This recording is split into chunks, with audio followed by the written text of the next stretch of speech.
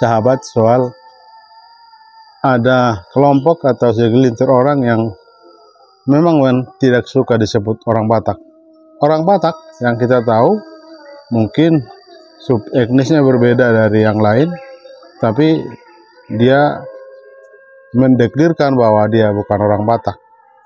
Kami bukan Batak begitu.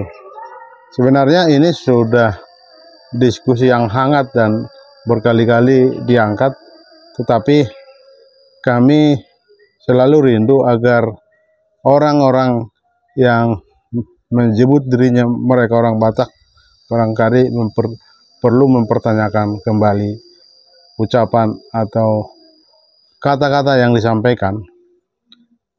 Kita tahu bersama memang sejarah sudah menulis ada latar yang memulai penyebutan Batak itu.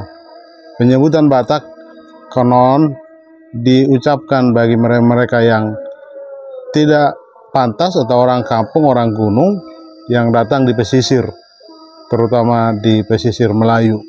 Jadi sebutan itu dulu bagi orang Melayu, orang Batak dianggap mereka bukan Islam, mereka berbeda dengan Melayu, mereka datang untuk menjadi buruh.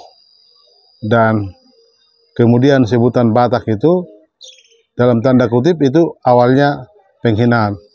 Tapi itulah sejarah dan kemudian kata Batak itu pun diterima sebagai bagian dari sejarah kehidupan masyarakat Batak. Dan ketika Sending datang dan kolonial juga bercokol di tanah Batak, dan sebutan tentang pemetaan suku itu disebut Batak dan dibagi menjadi 6 etnis: Batak Toba, Batak Mandailing, Batak Pakpak, Batak Simalungun, Angkola, dan Batak Karo.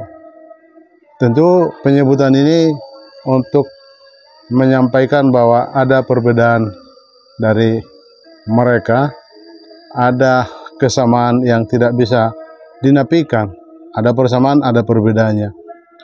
Jadi Batak bukan hanya Toba, walaupun kemudian ada segelintir juga kelompok yang menyebut semua asal Batak itu dari Toba. Barangkali itu juga tidak sepenuhnya benar. Mungkin ada beberapa marga dari Batak Toba juga merantau atau membuka perkampungan di wilayah Batak lain, misalnya dari Toba datang ke Pakpak, ke Dairi, atau dari Toba datang ke Mandailing. Bisa-bisa saja. Tapi kita tidak sebut itu mutlak bahwa sumber Batak seluruhnya itu adalah dari Toba. Kenapa makin hangat sebutan kami bukan Batak?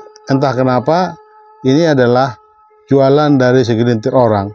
Mereka tidak suka disebut Batak.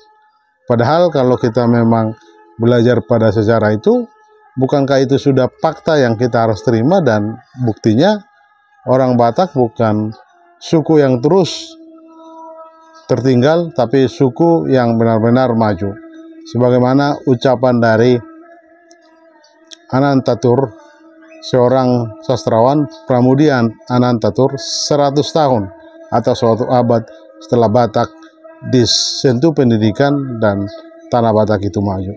Itu buktinya memang dari tanah Batak sarjana-sarjana yang terbanyak diluluskan oleh masyarakat Batak atau orang-orang Batak.